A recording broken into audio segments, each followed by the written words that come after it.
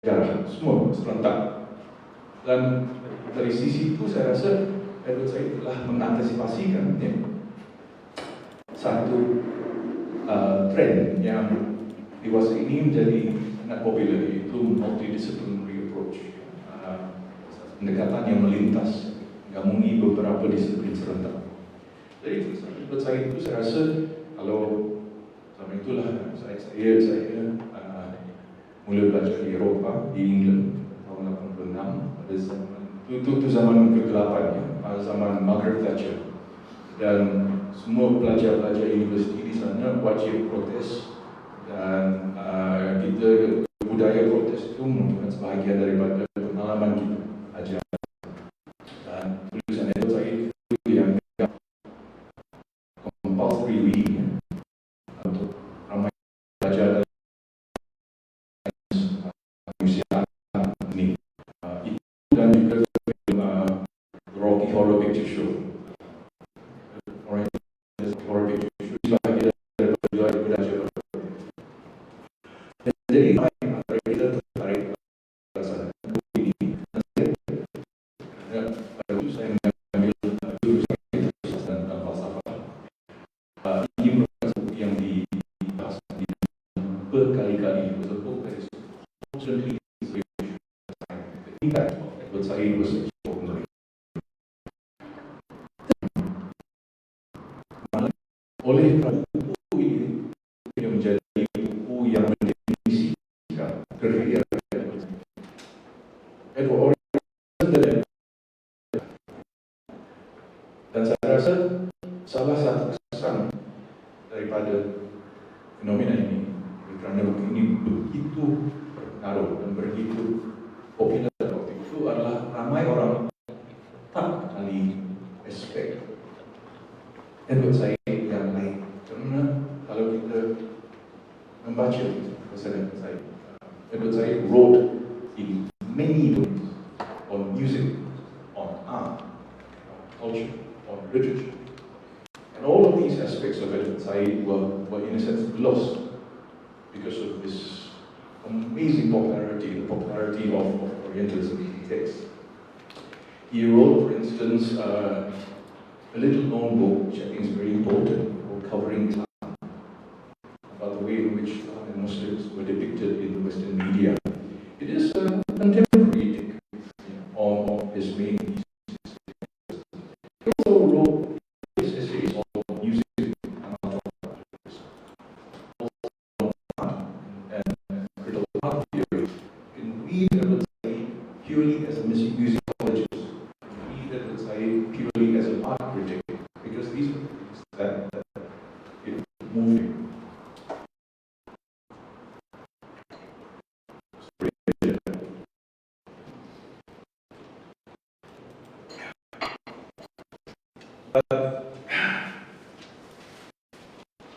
Many of us those days, this was long before the rise of Legasi. So this was time when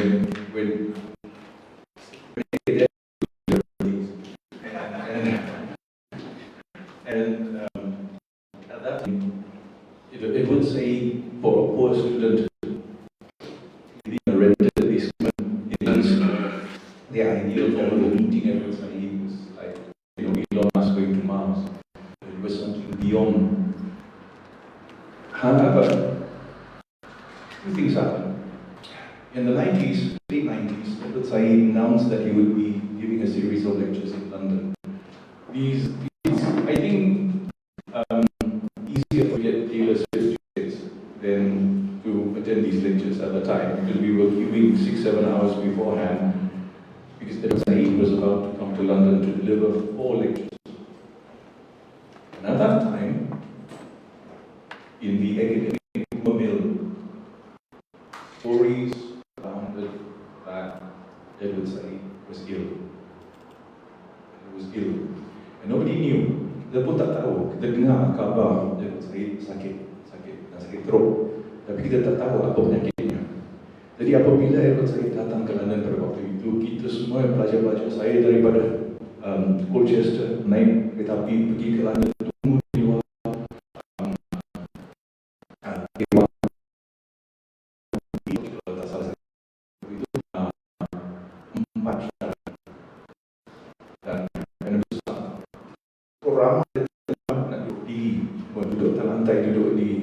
tangga dan lain-lain, saya dapat dengar 3 syarahan yang diberikan antara 4. Dan buat saya ini merupakan satu event, satu fenomena yang luar biasa, kerana the coincidence of the news of Edward Said's illness and the topic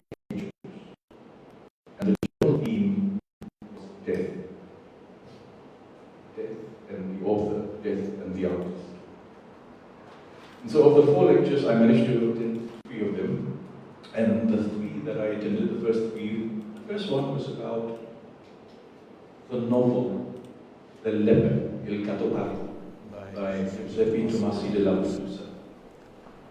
The second lecture was about the movie by Visconti about the novel, The Leper. That starred in 1963.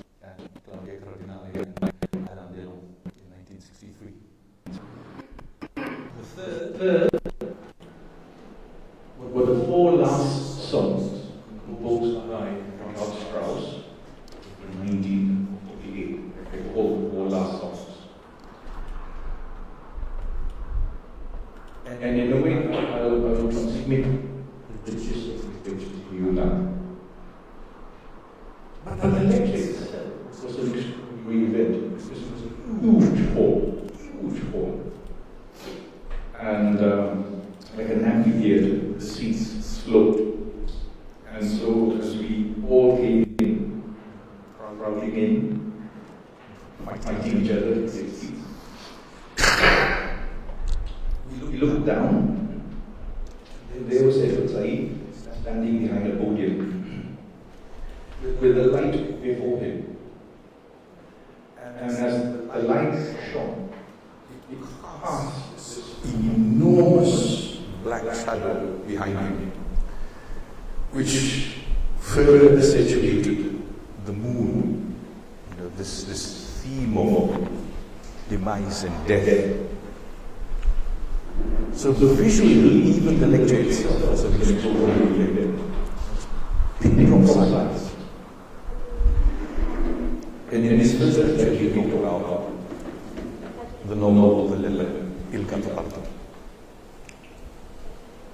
and about time, timeliness, and being out of time. Very quick show of hands. How many of you have read The Leper?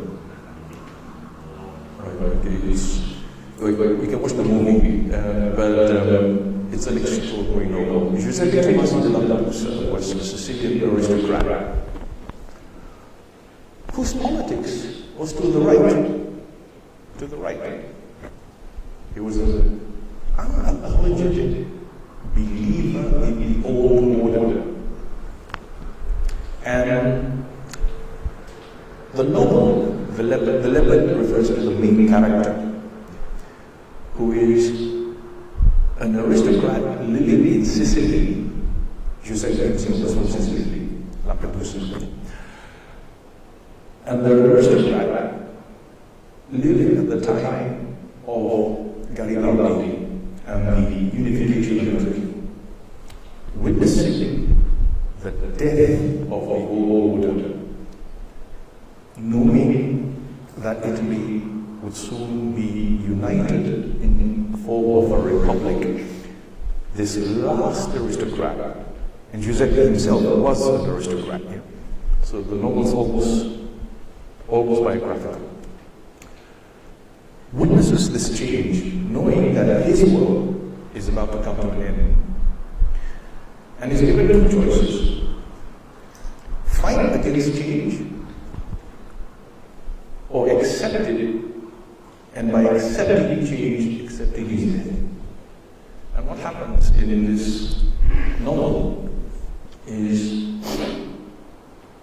the leper, when he gets a chance to assume a position of political power in the new Italian Republic, declines, but instead promotes his nephew, Alfredo, to become a part of this new political system that is being constructed in Italy. And the only way that he can do this is by arranging the marriage of his nephew with the daughter of aspiring merchant, Sicilian merchant, who represents the new merchant classes. So what the novel is about the death of the ancien regime and the birth of capitalist democracy.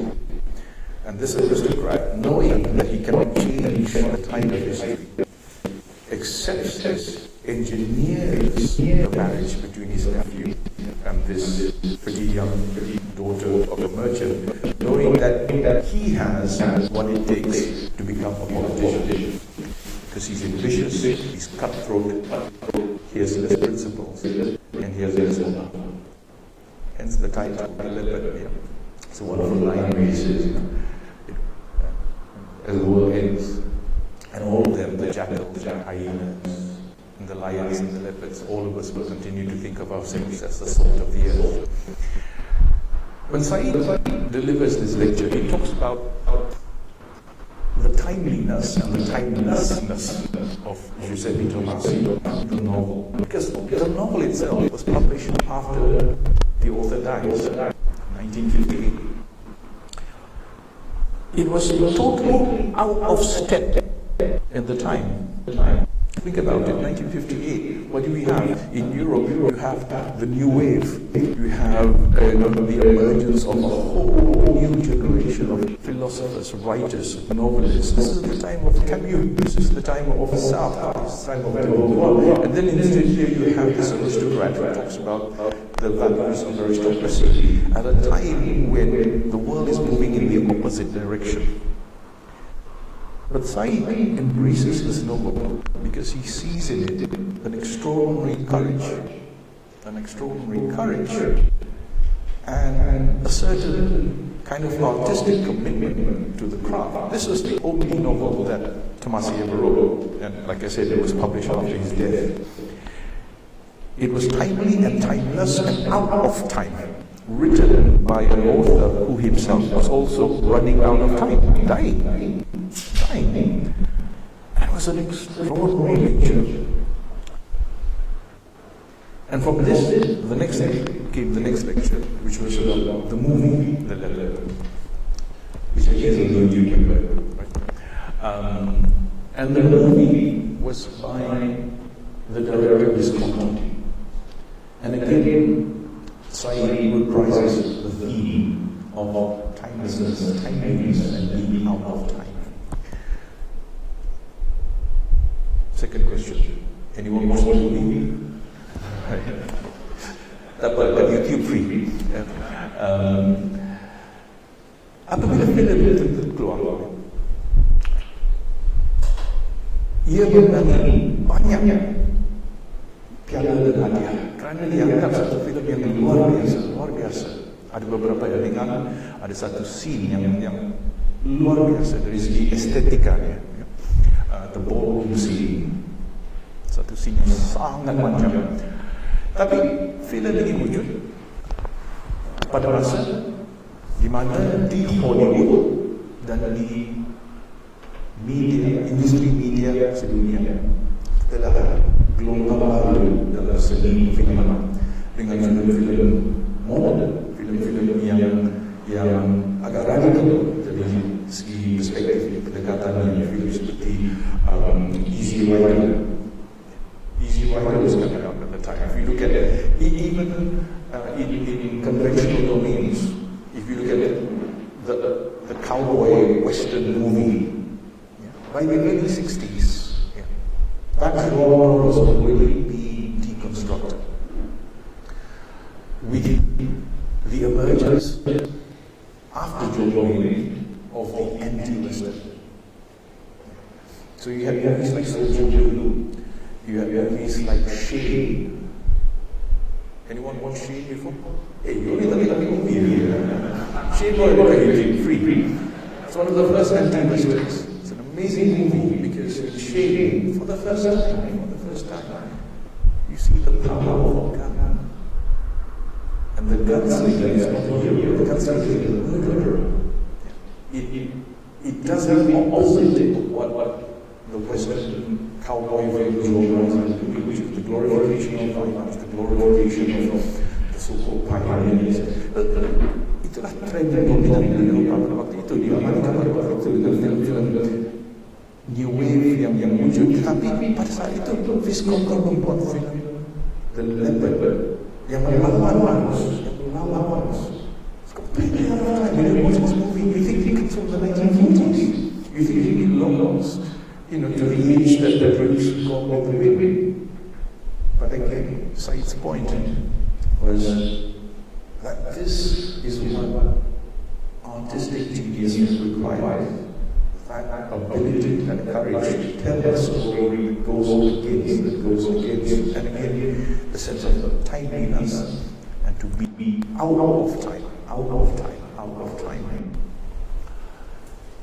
The amazing thing about these two lectures by Said is that while he focused primarily on the topics, the novel, Gatbaba, and the movie, The Leopard, the themes that were brought into the discussion in his presentation were philosophical in nature.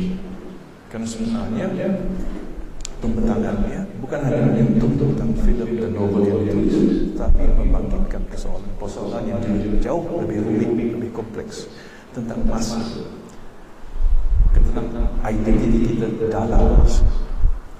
Apakah kita ini manusia yang mengikut zaman, atau bolehkah kita menjadi manusia yang melawan arus zaman? Dan apakah itu sebenarnya matlamat atau objektif seorang intelektual? Syarat yang ketiga tentang music. Nah, ini merupakan satu topik yang sangat penting bagi Edward Said kerana beliau menulis banyak esei, banyak karangan Edward Said tentang music, khususnya music klasik Eropah. Tapi untuk syarahan ketiganya, dia memilih seorang penggubah music modern, Richard Strauss, yang meninggal pada tahun 1948, dan dia memilih 4 lagu terakhir, the 4 last songs of Richard Strauss. These are the theme of his third lecture. And here, and you could follow as you followed the lectures, the theme of death looms larger and larger and larger. And especially by the time he got to Strauss, because Strauss's 4 last songs were precisely about death. They were composed just before he was about to die in 1948. And of course, all of us there who were watching him, knowing all of us had heard the news that Said was dying, without anyone daring to say it. This was almost like a scene from Oscar Wilde's The Mask of the Red Death. This was death in the room, but no one could name it, could say it. The 4 last songs of Richard Strauss, again, were out of time. Out of time in the sense that they were composed when Western classical music was now moving on to what we now call new classical music. That is, orchestral music, but in novel forms, which will eventually lead to people like Avro Part or Philip Glass. But Strauss wrote these 4 last songs in a very romantic vein, following a very conventional style. And the third of the 4 last songs, for me, is the one that's most moving. It's called Falling to Sleep, and it's about the experience of actually dying. And death is now presented as something that is to be welcomed, to be embraced, to be accepted, with a tone of almost joyful resignation, and the idea that this inevitable thing is not something to be avoided, but rather to be accepted when it comes. The third of the 4 last songs is based, the lyrics of the third of the 4 last songs is taken from the poem by by Hermann Hesse. And in this third piece, which I'll play for you after this, there is a beautiful intermezzo. The song divides almost equally in half. This is the version sung by Jesse Norman. And after the lines, alle meine Sinnen, sommerslicken, Schlummer sinken, all my senses now sink into slumber. And there is this violin intermezzo which carries the theme and then moves it up to a higher level. And this is one of the songs that Edward Said was very keen to elaborate upon in this lecture. So perhaps we can have.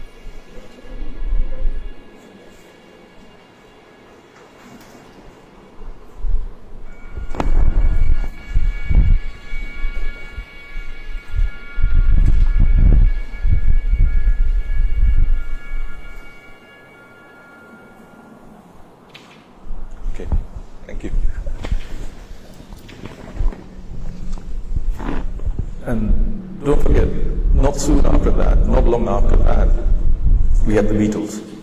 Right. So again, this theme of timeliness and timelessness, to be out of time in the sense of being not in time but also running out of time, were the dominant themes in these lectures. And I'm particularly struck by his third lecture when he talked about Strauss, because it was during that lecture that Edward Said showed his mastery of the Western classical musical canon. And I think what these lectures did for us, who were his students and who were his followers in the UK and beyond, was that they opened our eyes to so many facets of Edward Said's life and academic interests that many of us were not familiar with, and we were thankful for that. The point about music in particular is important, because once in a television interview, Edward Said was asked, you're an Arab, you're a Palestinian, why don't you write about Arab music? And his answer was an honest one: I don't like it. Just because I'm an Arab doesn't mean I have to like Arabic music. Just because you're Chinese doesn't mean you have to eat Chinese food all the time. Just because you're Japanese doesn't mean you have to, listen to only Japanese music all the time. He made an important point that he was not encumbered by the politics of identity. Yeah? Jadi dia tidak terkungkung oleh identitinya, kerana dia menganggap dirinya seorang penulis dan seorang pemikir universal, yang global, yang mempunyai suatu suara yang patut didengari oleh sesiapa pun, dan audiensnya adalah masyarakat global. He's writing for a global audience, and I think that is something, sadly, that has been lost in the way in which Edward Said was received or has been received in many parts of the world. And I'd like to maybe emphasize 2 points here. I think when we look at the reception of Edward Said, whenever we have talks like this, there's always the tendency to slip very easily into hyperbole. Ya, kita seringkali mengagung-agungkan orang, dia jadi karya agung, genius, hebat, luar biasa, dan lain-lain lagi. Tapi saya rasa ini semua hanya kata-kata yang kosong. Ya. Legasi Edward Said itu terkandung dalam idea-idea yang dikemukakan oleh beliau, dan idea-idea ini telah kekal hidup. Ya. They remain relevant today. That's his greatness. His greatness lies in the fact that he actually shifted the terms of the debate and the focus of the debate in a way that is lasting. So much so that today in the humanities you cannot not know Edward Said. Ya. Dan saya rasa itu satu pencapaian yang luar biasa. Cara bagaimana beliau telah memberi kita satu perspektif yang baru, di mana kita tak dapat membaca sastra lagi. Ya. Tanpa melihat sastra itu melalui lensa yang sama. Apabila saya membaca Jane Austen, ya, kalau saya membaca Pride and Prejudice, cerita Jane Austen, saya membaca Jane Austen melalui lensa Edward Said. Jadi soalan yang penting dalam cerita Jane Austen itu adalah, bukankah Mr. Darcy itu handsome kata handsome? Soalan yang paling penting dalam tulisan Jane Austen, dalam cerita Pride and Prejudice itu, kalau Mr. Darcy itu mendapat 10,000 pound tiap tahun daripada ladang-ladangnya di West Indies, apakah ia bermakna bahawa Mr. Darcy itu terlibat dalam ekonomi slavery yang ada di sana? Jadi oleh kerana tulisan Edward Said dan idea-idea yang dibangkitkan, dampaknya dirasa dalam semua bidang yang lain, dalam sastra, dalam sejarah, dalam muzik. Ya. So we can't even read Jane Austen without going through the lens of Edward Said today, because he has raised questions. He's taught us another way of reading, another way of understanding, and because his concerns, his interests were so wide, they have an impact now on contemporary music studies, contemporary literary criticism, contemporary historiography, etc., etc. Having said that, ya, namun itu, saya rasa Edward Said sendiri sudah tentu sedar bahawa beliau sebagai seorang penulis, sebagai seorang akademik, ada juga kelemahan-kelemahan beliau, dan ada juga mungkin aspek-aspek yang kurang dalam analisis beliau. Tapi ini tak patut kita ambil sebagai satu kritikan, ya. It's not a criticism to say of any academic that there are perhaps blind spots or shortcomings in his work. Dan saya rasa oleh kerana peranan yang dimainkan oleh beliau itu begitu luas dan begitu mendalam, ramai antara akademik yang lain yang mengungkap idea-idea dia, menggunakan teori-teorinya, juga telah menambah, we've added on to his work in ways that are complementary. Dan buat saya inilah budaya akademik yang pelik, yang bagus, ya. Sepatutnya inilah adab akademik, bukan hanya nak kaki hentam je, ya. Apalagi zaman TikTok ni, hentam ni senang, ya.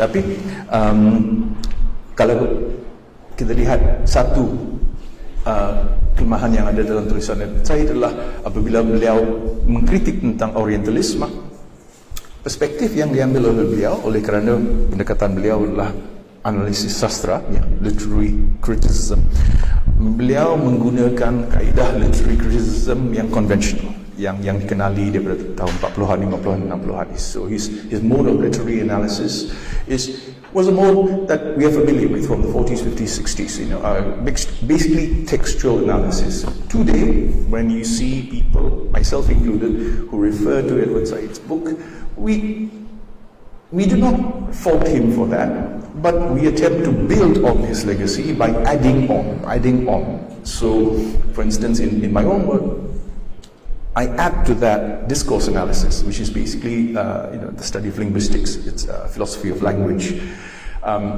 because one blind spot, if we like, in his work Orientalism, although his critique is correct, yeah, his analysis is correct, his diagnosis of the problem, his explanation of the state of play of Orientalism in literature, in art, is, I believe, largely correct. He doesn't account for how and why it comes about. And this is where then other people from other fields who have nothing to do with Edward Said's field have come in and have contributed more to that. So, for instance, in my own work, I bring Wittgenstein, philosophy of language, to Edward Said. Because one thing that Edward Said doesn't explain in his work is, he explains the workings of Orientalism. Ya, inilah wajah Orientalisme, beginilah Orientalisme itu berfungsi. Tapi bagaimanakah kita menjadi Orientalis? Tak ada manusia yang dilahirkan Orientalis. Tak ada manusia, termasuk Raffles yang saya benci. Tapi Raffles pun bila dia bayi itu, dia masih innocent, ya. Tak ada manusia yang dilahirkan Orientalis. Jadi bagaimanakah kita menjadi Orientalis, ya? Kita menjadi Orientalis kerana kita belajar. We learn how to be an Orientalist. And what do you learn when you learn how to be an Orientalist? You learn what Wittgenstein calls the language game, the rules of the language game of Orientalism as a discourse. Yeah? And here today, when we look at how Edward Said's legacy has been expanded and built on, this is the mark of an academic who has left a mark. Yeah? That so many people from different fields, from linguistics, from philosophy, have come in and chipped in and added on and added on and added on, other layers of analysis, thereby complexifying his own analysis and making it even richer. And I think that's a fair tribute to a man who had a rich legacy,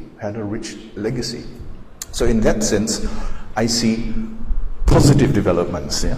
Ada banyak aspek positif dalam cara bagaimana Edward Said telah idea-idea Edward Said ini telah diperkembangkan lagi dan dilanjutkan lagi oleh generasi baru yang mendapat inspirasi daripada tulisannya, yang tak mengkritik tetapi menambah dan membina satu body of knowledge yang saya rasa amat mengagumkan. Tapi ada juga satu aspek legasi Edward Said yang saya rasa membuat saya rasa khawatir, iaitu cara bagaimana idenya itu telah juga diambil alih dan digunakan untuk matlamat politik yang tertentu. Yeah?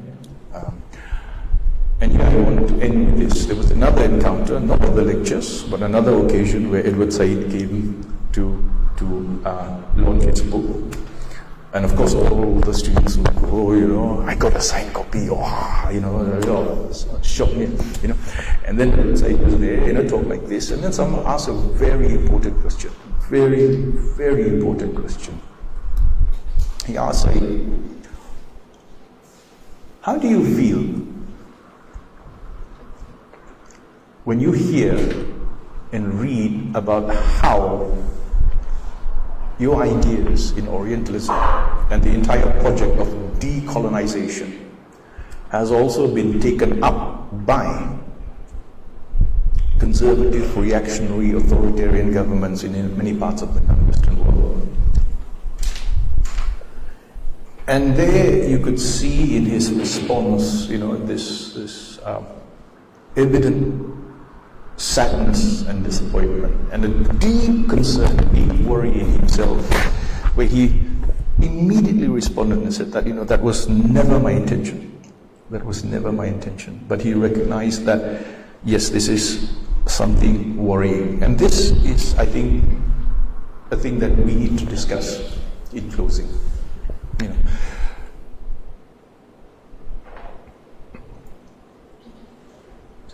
People like myself have been, deliberately or not deliberately, wantonly or not wantonly, brought into the whole decolonization enterprise, which itself today has many problems, I think. But hear me out. It's not decolonization per se that is problematic.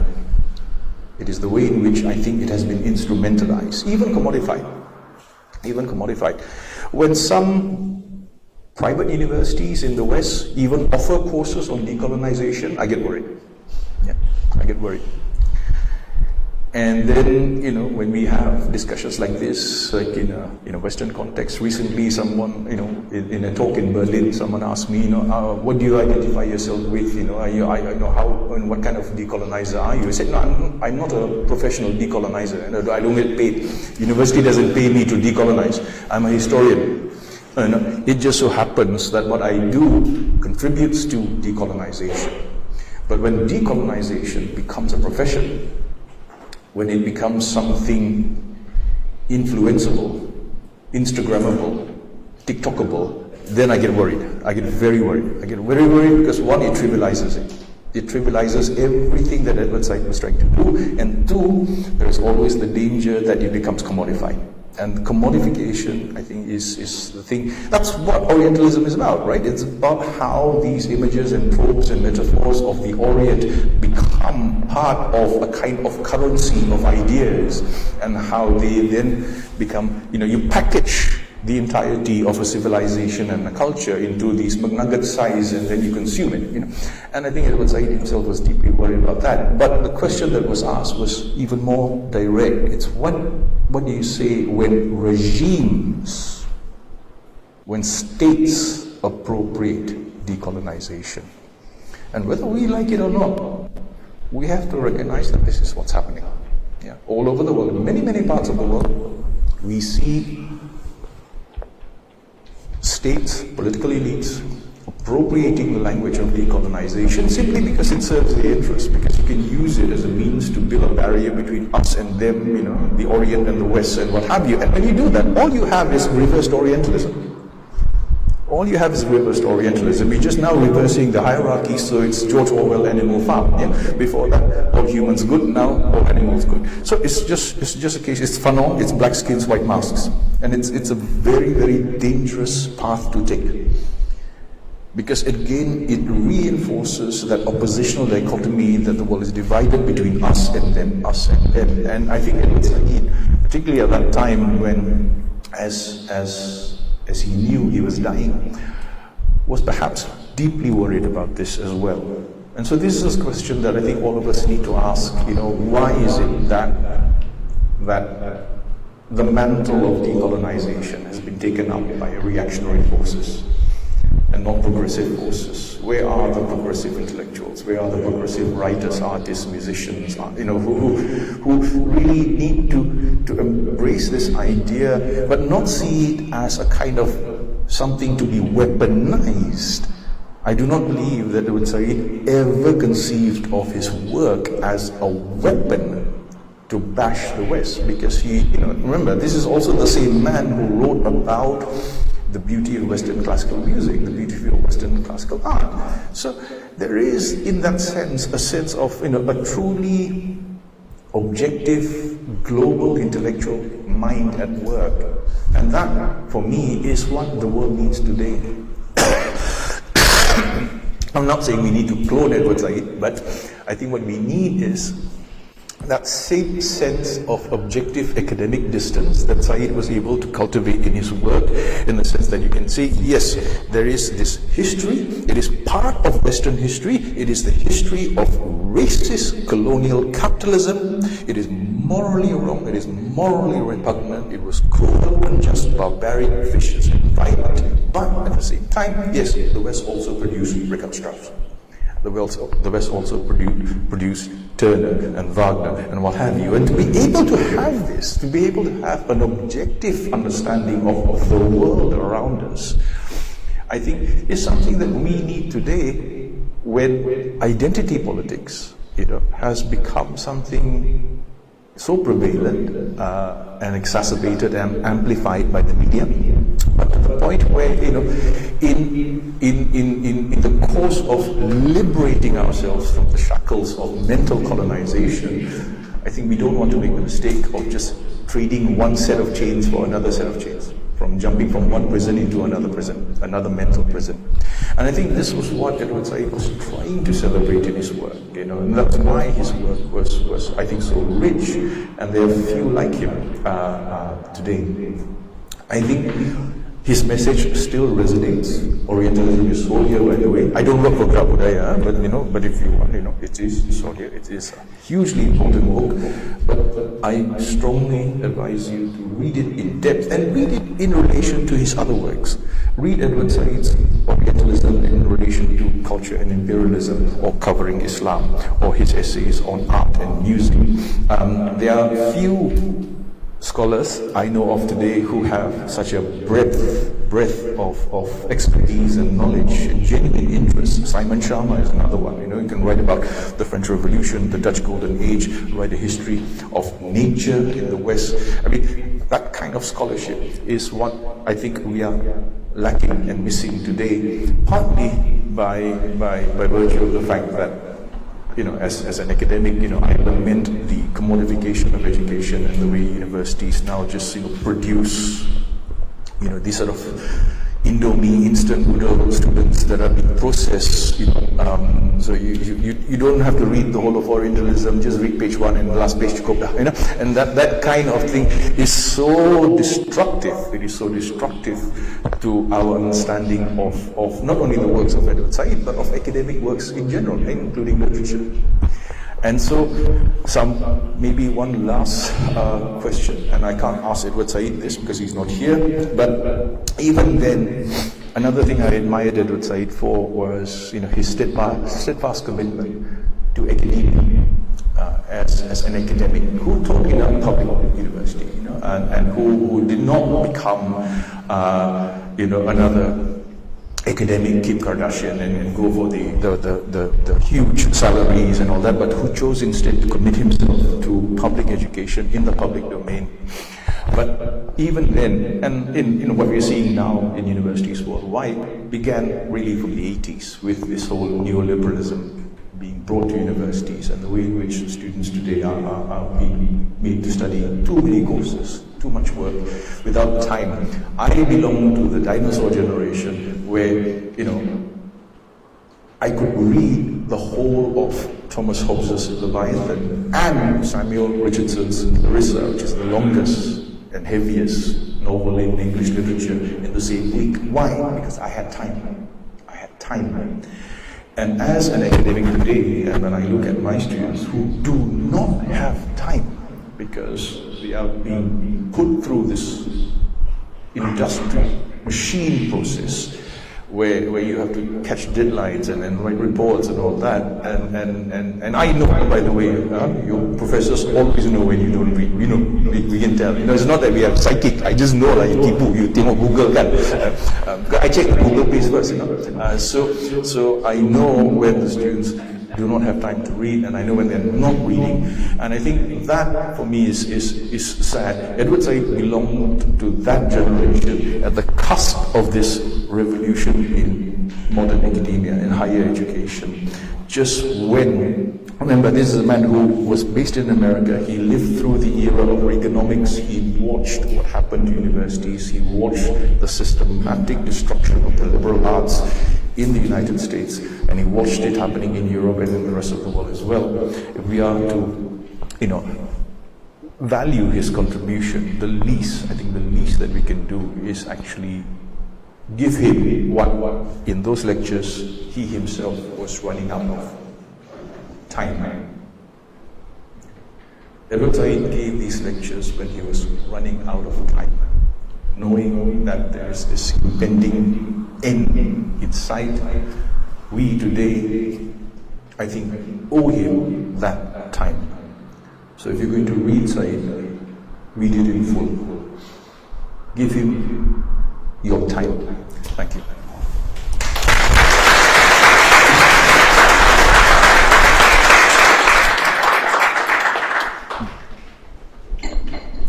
Maybe you want to... Yeah, any questions, comments?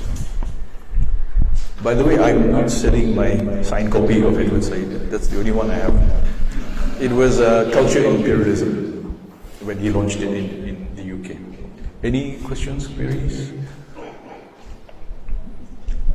Comments? You to listen to Strauss again or again?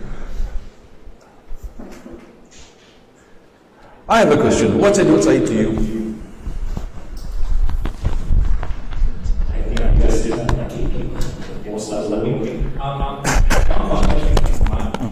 I'm curious about this, that you mentioned that Orientalism is a construct of a Western idea, right? But in order to deconstruct, you have to use a framework which also, I think, belongs to a different power, just not Western culture.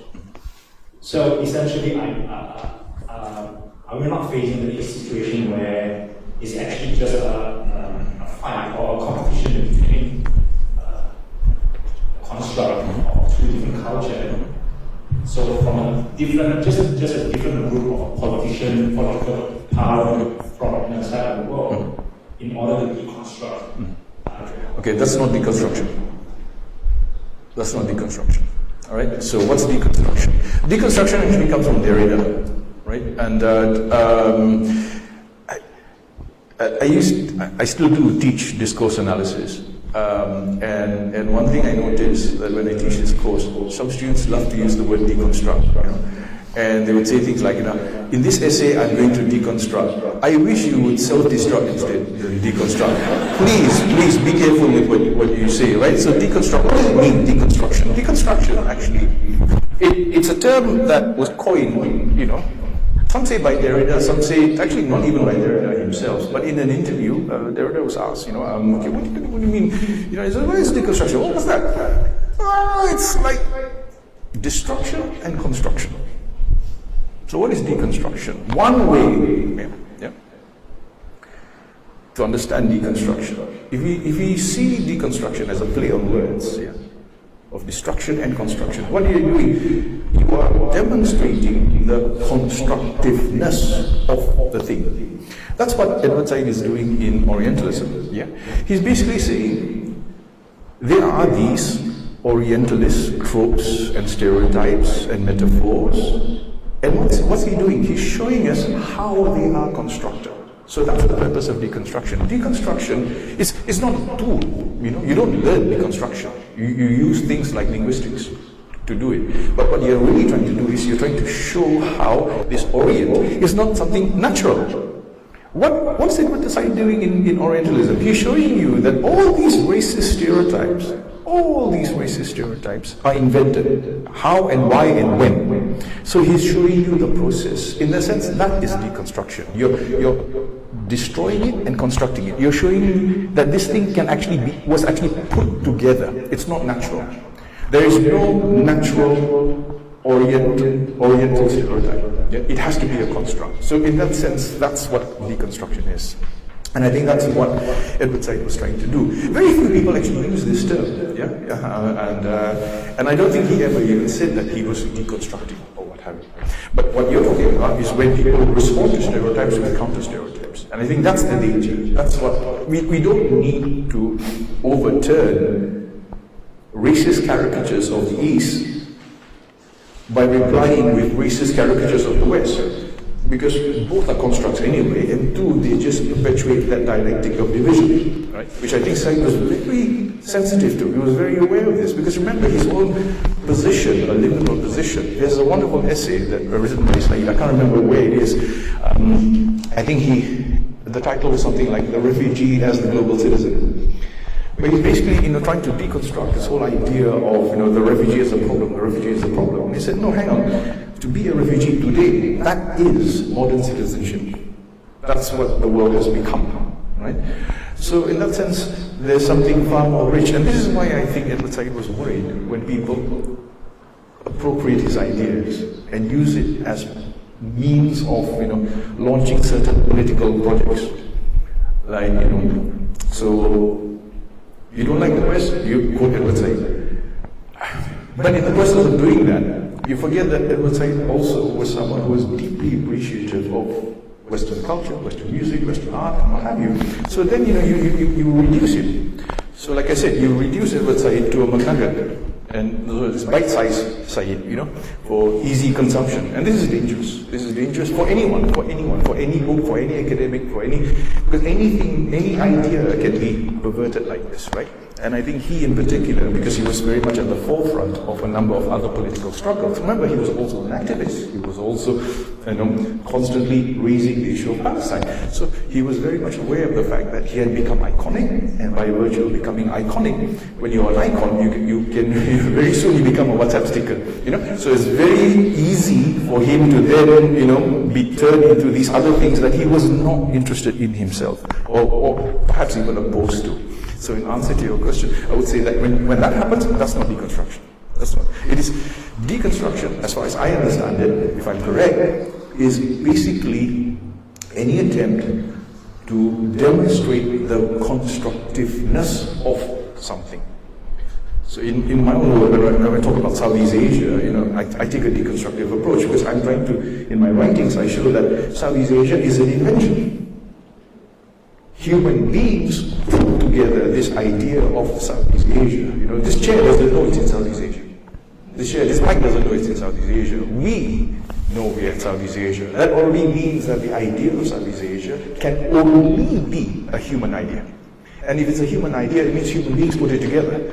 And if we investigate further, we can see then its linkages to colonialism, imperialism, colonial history, and how Southeast Asia is a colonial construct. And I think when you do that, then you come closer to, doing deconstruction. Because deconstruction is basically about that. It's about demonstrating the constructiveness of a thing. And what Said does in his writings, whether it's about the Orient, or whether it's refugees, or the image of Muslims and Islam in the Western media, he's showing that, this whole stereotype of the Muslim terrorist is something that the West invented. It's a Western idea. It's like Berkhofer's book, The White Man's Indian. And The White Man's Indian, when he talks about Native Americans, he says there are no Indians in America. The only Indians are actually invented by Hollywood. Right? They are only Native Americans. But this idea of the American Indian was a Western construct. It's like Todorov. When Todorov writes about America is a European construct brought to America by Europeans.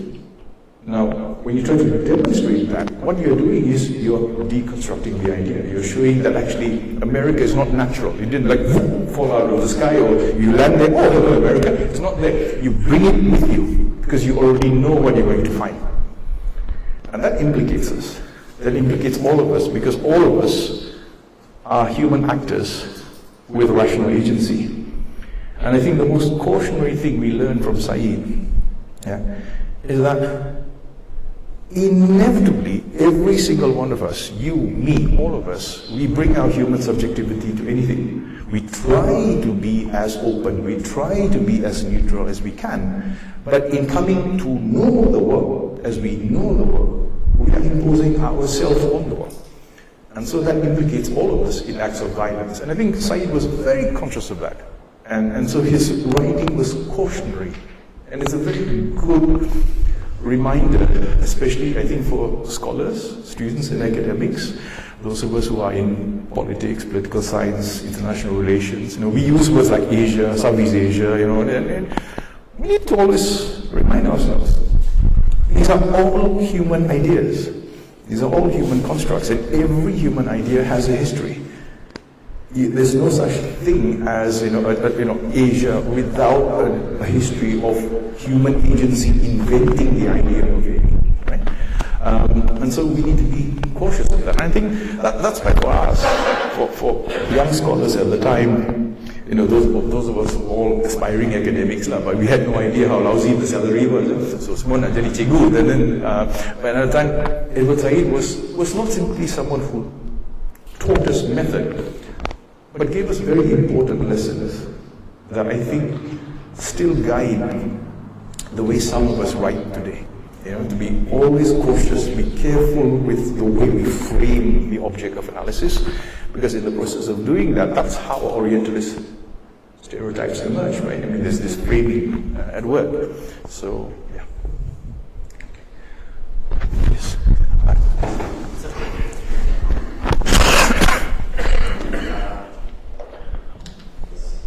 Yes. Anak Prof in terms of history, right? Who can be considered as best rival? Academically designed, certain extent. You said that in the church he has had a design of him as a person. So what is actually distinguishing narrative of his writing? Is it through pro-colonialist or anti-sectors? For the second, I think Edward Said's personal politics is very clear, right? I mean, he was certainly someone deeply committed to the Palestinian cause and deeply committed to humanitarian causes as well. I think he simply was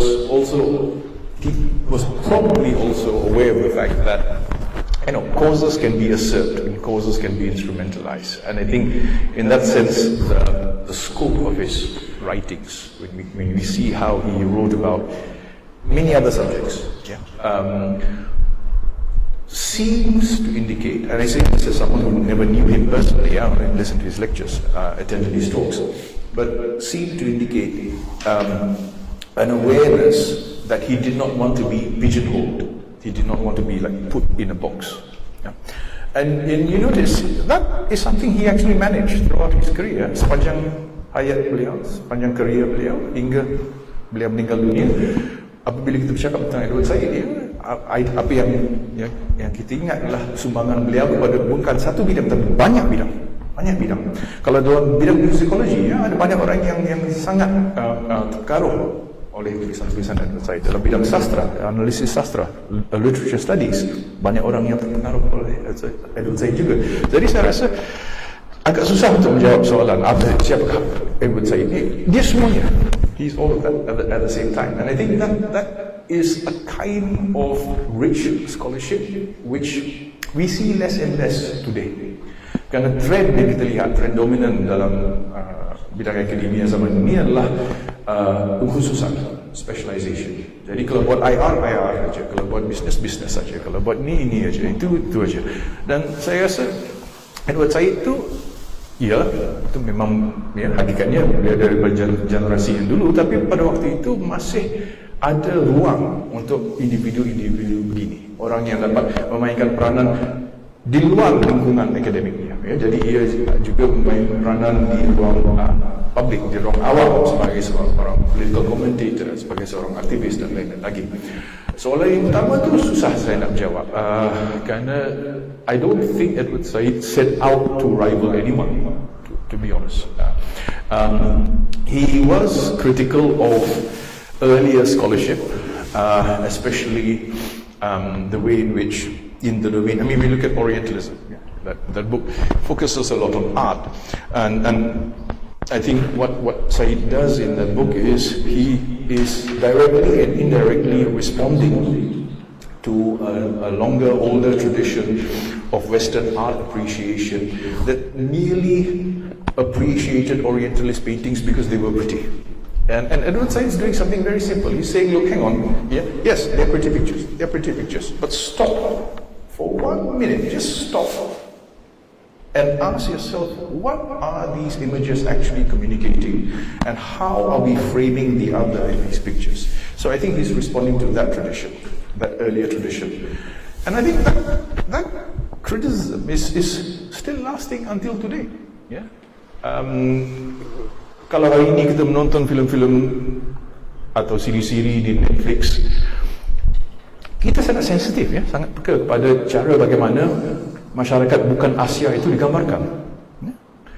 Baik dalam siri-siri filem-filem spy, James Bond, kalau yang jahat itu mesti Arab, ya?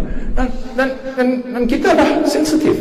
Kenapa kita sensitif? Kerana ini sebenarnya merupakan, beginilah idea meresap dalam masyarakat. Ia mula dari satu punca, tapi ia disebarkan dan ia diulangi, sehingga lama kelamaan ia menjadi satu idea yang diterima secara umum, dan kita mula menyoal, kenapa yang kalau yang janggut itu mesti jahat? I would make a very good James Bond villain at the moment. And so we begin to ask this, and I'm not saying Edward Said caused this, but he was one of those. He was one of the key players at the time who raised these questions as to, even when you find this exotic, yeah, even when you find this beautiful, there is a politics to that beauty. And I think this is the strongest part of his critique of Orientalism, right? I mean, the danger of Orientalism is not the blatant racism. The blatant racism you can see and you can reject. It's when you have, Asia or Africa or the Arab world portrayed in violent terms, brutal terms. But I think the more insidious manifestations of Orientalism is when the Orient is presented as pretty, yeah, and exotic. And of course, we in Asia, we love to self-exoticize. We love to self-exoticize ourselves all the time. And I think Said was one of the first to actually say that underlying this, behind this veneer of beauty, lie other dimensions of power and framing and naming and nomination, which we need to be wary of. The objectification of the Orient as a beautiful object is itself an act of violence. Dan inilah yang dibangkitkan oleh saya. Jadi apabila kita melihat image-image baik lukisan atau gambar atau filem di mana Orient itu digambarkan sebagai satu tempat yang eksotik, eksotisisme itu sendiri merupakan punca masalahnya. Kenapa exotic? Kenapa bukan biasa? Why are they exotic? Why can't they be normal? Why can't they be normal? Why can't an Arab man having a cup of coffee be an Arab man having a cup of coffee? Why does he have to be exotic? Yeah? Because the opposite would be equally stupid.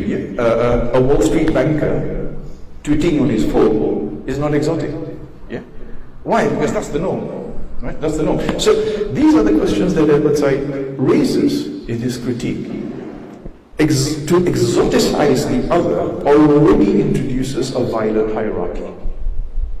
Because if that is exotic, then it assumes that there is an established norm that is global and universal. And guess what? That global norm that is universal is always Western. Right? So that's where the reversal of the hierarchies happens. But again, it's not done in a way to overturn that hierarchy, to then exoticize the West. He's not saying that. Said never does that in his work. Yeah, and I think that's an important point for us to remember as well. Yeah, I'm very worried about this self-exoticization in Asia because we tend to do it too much all the time.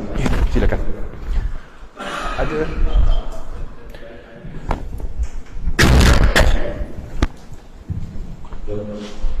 Thanks, Prof. So for many of us, for me, Said's contribution is in exposing the way a lot of the Western world has viewed and analyzed and thinking about us, about Asians, global South. So, what I'm interested to know or to ask you is, do we put a better judgment to the act of doing that? Because there's an Andersonian concept, right? In nation building, imagine communities, right? Myth building is a necessary thing, politically speaking, to build and so, is the nation necessarily bad, or must we do justice if we do that? Because you can't escape from doing that. So, you know, I mean, in Asian context, we make movies like Bukit Kepong, right? That's clearly a movie that has a lot of stereotypical elements, racism. More recently would be and I would say the way we look at the British guys is kind of the reverse orientalism. So yeah, is there any value judgment in? Is there any value judgment in that? I think value judgment, if you mean a moral, ethical judgment, I don't think that Said was trying to score moral points or ethical points. Yeah? This is long before virtue signaling and all that. You know, I don't think he was trying to appeal to the cool crowd at the time. I think there is a virtue to it, and it's an academic virtue in the sense of precision. Precision in the sense that, like, if what I said just now was right, if by deconstructing we are basically demonstrating the constructiveness of a thing, whether it's a nation, a state, a place, a region, or what have you, or even our identities, then I think yes, there is some academic merit there to demonstrate the genesis of this. And by the way, when you read, a very good book to read on this, is actually Robert Bartlett's book, The Making of Europe. Robert Bartlett's book, for those of you who are not familiar, it's a very accessible book. The Making of Europe is actually a very interesting book because Robert Bartlett shows that Europe itself was a construct. But what he really shows is that long before these European kingdoms became imperial powers, they already enacted an internal European colonization of their own. So long before Britain colonized the world, there was an internal colonization where the English colonized the Scots and the Welsh and the Cornish and the Welsh and what have you. So what's he doing? He's showing, look, this thing is not natural. It's not natural. Someone made it. Someone made it. And I think there lies the virtue. Maybe not in an ethical, moral sense, but I think there's an academic virtue to be precise in the way in which we demonstrate the coming into being of these things. Because here is where history and philosophy overlap. All our discussions boil down to questions of identity. You talk about a country, you talk about a company, you talk about a region, you talk about a place, you name it. That is a thing. The thingness of the thing, as Heidegger says here, what is a thing? The thingness of a thing, the thing coming into being means that we human beings are involved. We make it that thing, we name it that thing. So your question, if we accept what Foucault, Said and others say, Derrida says that nomination is violence, we're all involved. We're all involved. I mean, sometimes not intentionally, we don't set out to do nasty things. If you accept Todorov's point that naming is violence, then parents will think twice when they name their children. Because that's the first act of violence. The moment I name my child, I'm imposing my will on this future human being. And so ada parents pula bagi nama Pink Floyd ke benda ke, the poor kid will grow up all their lives, why you call me Mickey Mouse lah benda ke, and ingat tak during the Gulf War, banyak kids in Malaysia ada yang dinamakan Saddam, ada yang dinamakan Scud pula, rocket Scud kan, ada so but even the most innocent acts involve this because we can't get away from it. So in that sense, yes, you see, we are implicated. I think what Said is saying is that it's not that we can stop, we can't. Because human beings, we are beings who think and know. You get that in Said, you get that in Foucault, you get that in Derrida, you get that in Todorov. We are beings who know.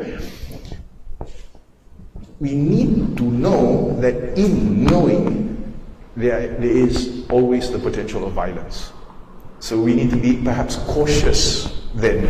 Cautious in the way that we accept these categories.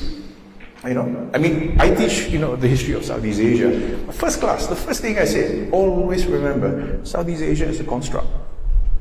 Yeah, it's a construct. So be careful. We need to use this term, whether we like it or not. We need to use it because that's the term we use.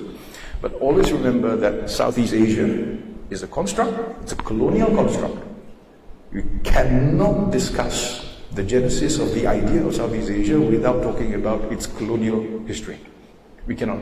So I think that's what Said was worried about. When we become unaware of this, that's his whole critique in Orientalism, right? We see the pretty painting, oh cantik, cukup, then makan benda, right? So if we fail to understand how that beautiful image of the Orient came about, why the Orient was rendered either beautiful or ugly, then we are just passers-by in life. We just live through life without thinking. And in this sense, I think Edward Said was an intellectual. What he wants us to do is think. Think when you read. Think when you look at the painting. Think when you listen to the music. Think. Understand the processes that are going on here and how we came to this. And I think that's why I think his contribution is there. But like you, I mean, I share this worry. That's why I think today, for many historians of my generation, dah terdedah ya kepada virus Edward Said. Jadi kita semua ni dah takut nak menulis nama tempat pun takut. Is this an act of violence? Jadi that's why today, in the past, history books have long appendices. Today history books have long footnotes because we have to apologize. All the time. I just wrote a paper on the American Indians, in the colonial imaginary of Southeast Asia. You have to start with a long footnote at the bottom. By Indian, I do not mean this is it. I'm very aware of the fact that that this is a racist construct and all that. So we have to apologize beforehand. But it's good. It's good. It's good because, like in the 40s and 50s, people were not apologetic. Yeah. And you watch all these old series, on YouTube. By today's standards, when you watch the original Charlie's Angels on YouTube, wow, politically incorrect trope, man. By today's standards, cannot make this kind of series, And it's good. It means we've moved on. We've learned certain lessons, and there's some things we should not say. Some kinds of humor are not funny. Some kind of jokes are not funny anymore, and that's progress. That's progress. So I think Said was. I don't think Said was playing to the lobby. Yeah, I don't think he's trying to generate a kind of woke machine or something. But his contribution was an academic one, and I think a very significant one. And for academics, for scholars in particular, it's very important because scholarship, especially history as a discipline, is one that requires constant reflection. Because it's not simply names, dates all the time. We need to be aware of the very categories that we use in our historical analysis. Right. Yes, Farooq?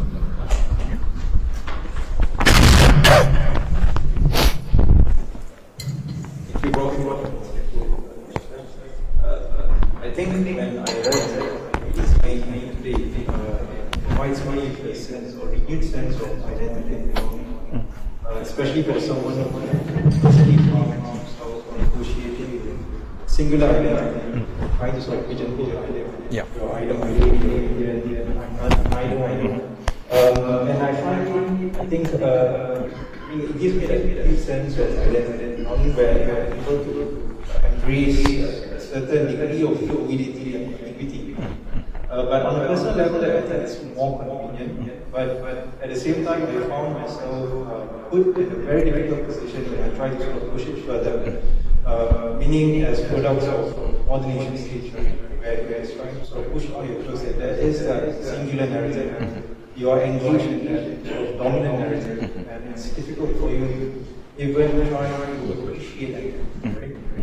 And that is, of course, represented in our identities, our national arts, so on and so forth. So, I mean, how do I sort of push it further when it comes to basic hybridity of my sense of belonging. And that also sort of extends in my reading of religion itself. Right? Pop scholars like Thomas Powell sort of argues that Islam before colonial modern has this culture of ambiguity, right, and racism, but post-colonial modern, it sort of reduces everything to something that is trivial or as a single narrative. So what I thought about that, how can sort of push it? Thanks for that, Farouk. And I think that's why I wanted to talk about the lectures that Edward Said gave, right? Because these lectures were somewhat singular. I mean, all of us at the time, PhD students, had read Orientalism, and we thought the lectures would be about that. Actually, it then turns out to be about a novel, a movie, and music. But remember the common theme: these were people out of time, and who were unapologetically out of time. Giuseppe de Lampedusa did not feel that he had to write to an audience. The book came out after he died. He wrote it anyway, right? So there's always that. There's always there is always that space for you to chart your own path. But I take the point you make, and I think that's a bigger point that people like Anderson talk about. Also, Basil Davidson, if you're interested, The Black Man's Burden, wonderful book. Basil Davidson, The Black Man's Burden, GERAKBUDAYA, please take note, order please. Black Africa and the Curse of the Nation State. Basil Davidson, yeah?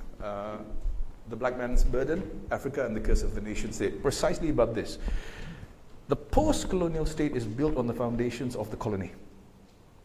And that's why throughout the developing world, what has happened is that we've simply perpetuated and reproduced the same modes of governance that we're familiar with. It's not our fault. It's not our fault, because these are the only tools that we have, right?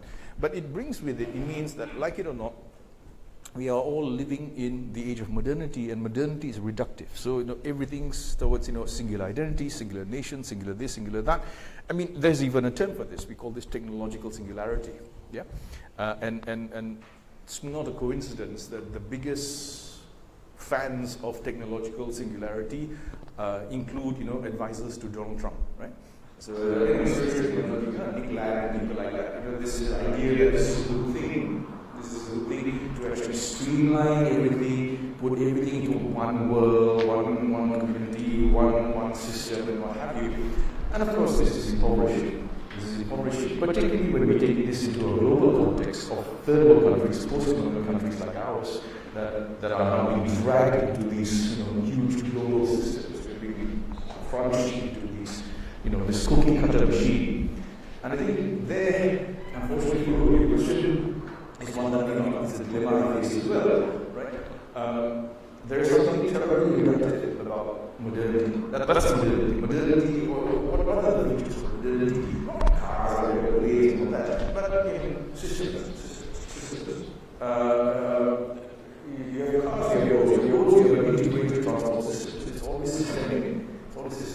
We always tend to look at the superficial facets of modernity without understanding the logic of modernity. And the logic for us of modernity is regulation, systemization, singularity.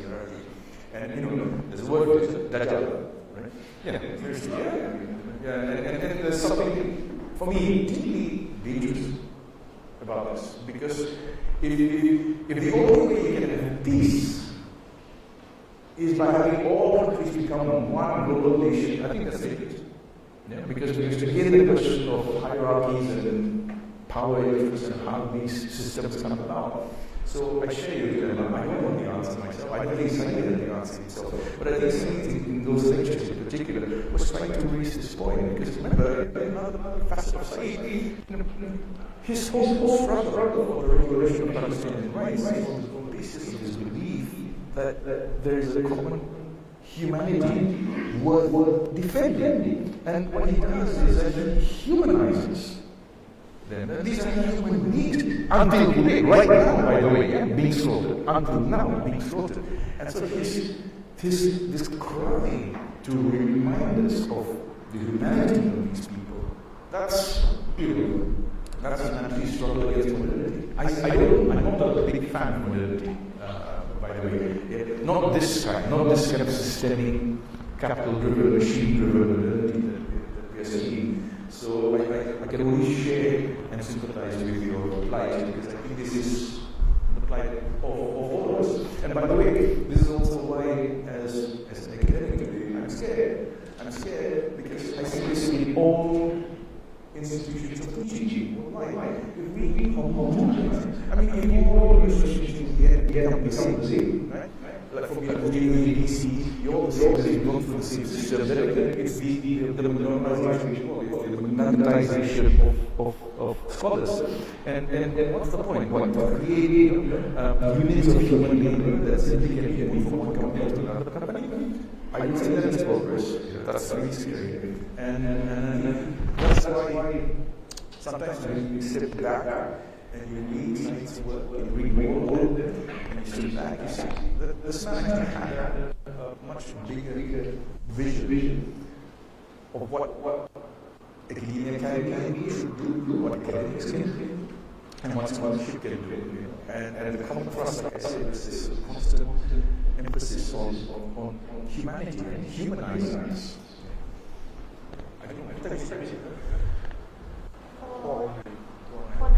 One last question. Okay. Tadi kan Prof dia mention pasal apa, in a way there is a potential of violence kan.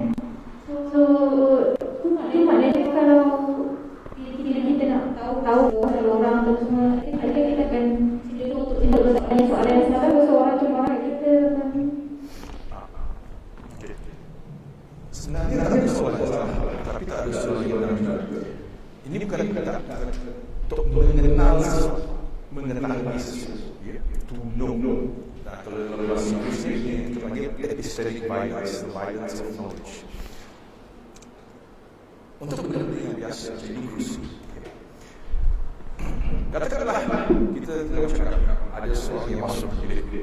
Orang yang datang daripada satu masyarakat di mana-mana tak duduk, mereka berdiri atau baring, mereka tak duduk. Dalam budaya dia, orang tak duduk. Jadi kita mana kemungkinan bisa kita tahu apa ni. Jadi kita kena ceritakan ini inklusi. Itu apa? Ini ada tempat duduk tu apa? Duduk ni. Tahu gitu. Jadi untuk tak masalah sangat. Tapi apabila hari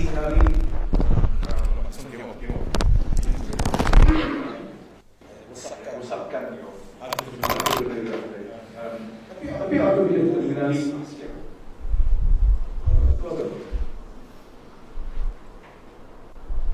setiap sesuatu inklusi tak sudah dia pada di Asia. Jadi di mana Asia? Asia di sini.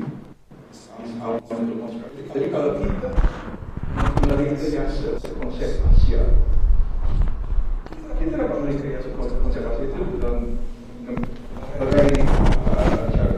Mungkin Asia itu dianggap tempat ni dalam tempat ni Asia. Kalau Asia itu disampaikan dengan Noor, balas. Asia itu bukan lagi satu idea yang menjadi idea yang ada di nilai. Jadi saya apabila cakap tentang cara bagaimana kita mengenali dan mengetahui benda, fenomena, termasuklah fenomena manusiawi, bukan hanya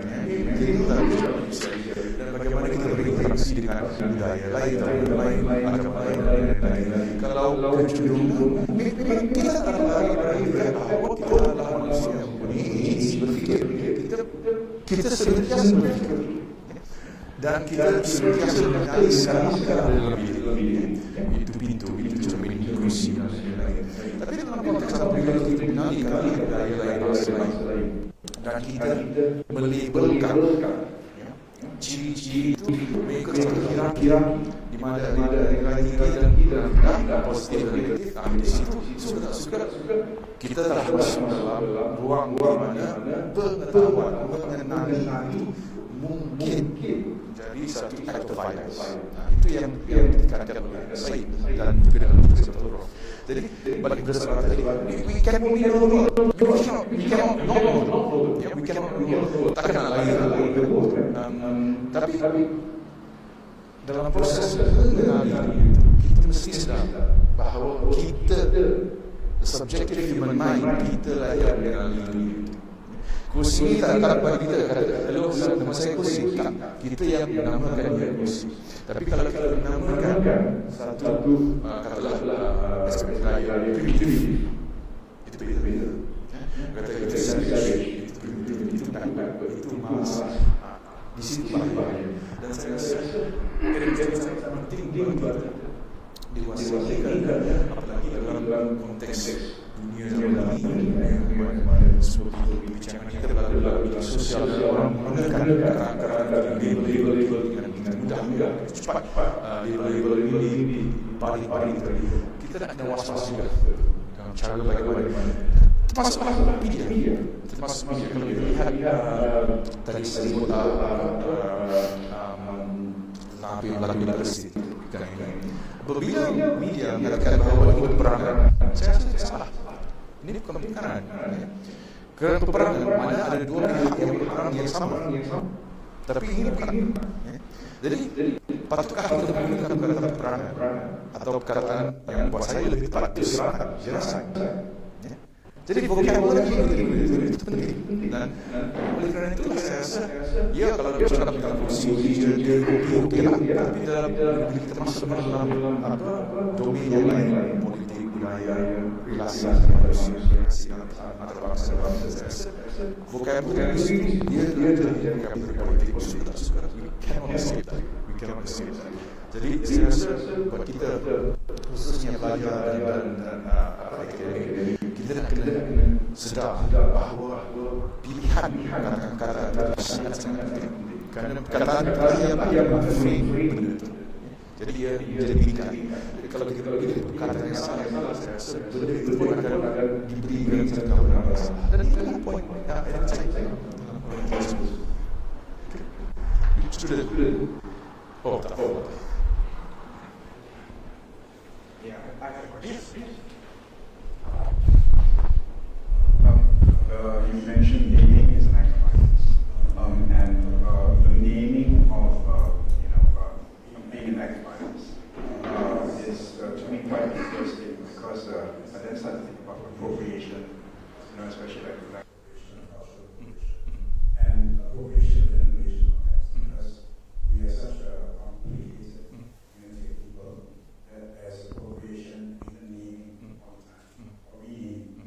Do you have any comments about that? Only in the sense that maybe getting into the last comment, this is something that is like mentioned in that book that talk about how do you feel when your ideas are taken up. But I think we see this a lot today, where in many schools you have politics of renaming. So, and I'm not against it. If a place has going back to no issues with that. But like it or not, there's always political baggage comes in. So why here? Why this particular name? And the politics always is very interesting. Most names of most countries are historically from America itself. The very name. When India became independent, one of the names of India was usually because it was a British construct. The idea is of the word is because if you do it, then we all need to so I don't and easily answers. But all I can do is observe this course, just like I enjoy as a historian. And also have to know the processes that take place. But that's what I'm trying to say. Let's define this out of the world. Like it or not, also practically all of Asia was part of different lives. So decolonization has come in very interesting ways, and it manifests itself in very interesting ways. In some cases, complete erasure. So you just erase the past. So you break down all the statues, you destroy all the buildings, what have you. But then you're going to run away to what it is. And you're still managing your exactly the same way that was done 200 years ago. You have all sorts of issues constantly speaking into the global market and looking for foreign investment and what have you. So you have sort of superficial cosmetic decolonization. Then you have other countries where actually the buildings are still there, statues are still there. But economically, they're actually moving in a completely different direction. They're attempting to reinvent a different kind of economic system. So this is where I'm not here to judge. I'm here to report these things. But I do find it interesting that when you look at our part of the world, to go back to the points earlier, these debates don't die. They don't die. And in this huge debate, which I think will continue forever, I think Edward Said, let's go back to Edward Said.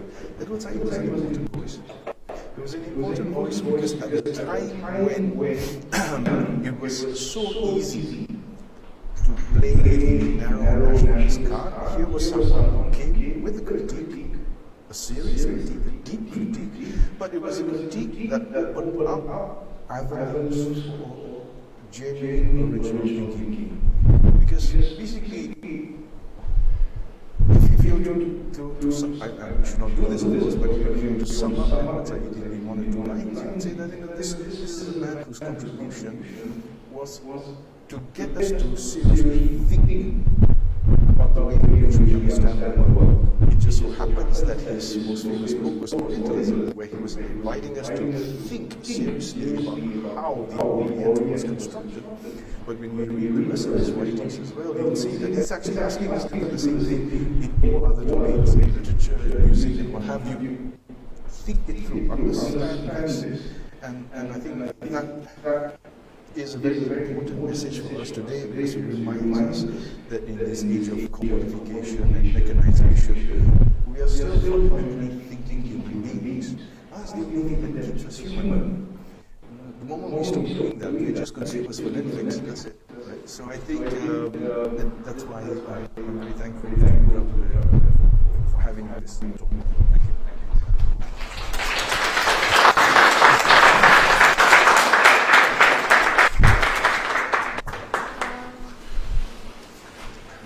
Once again, thank you very much for the show, and I hope everyone will get meaningful and lasting takeaways from today's conversation.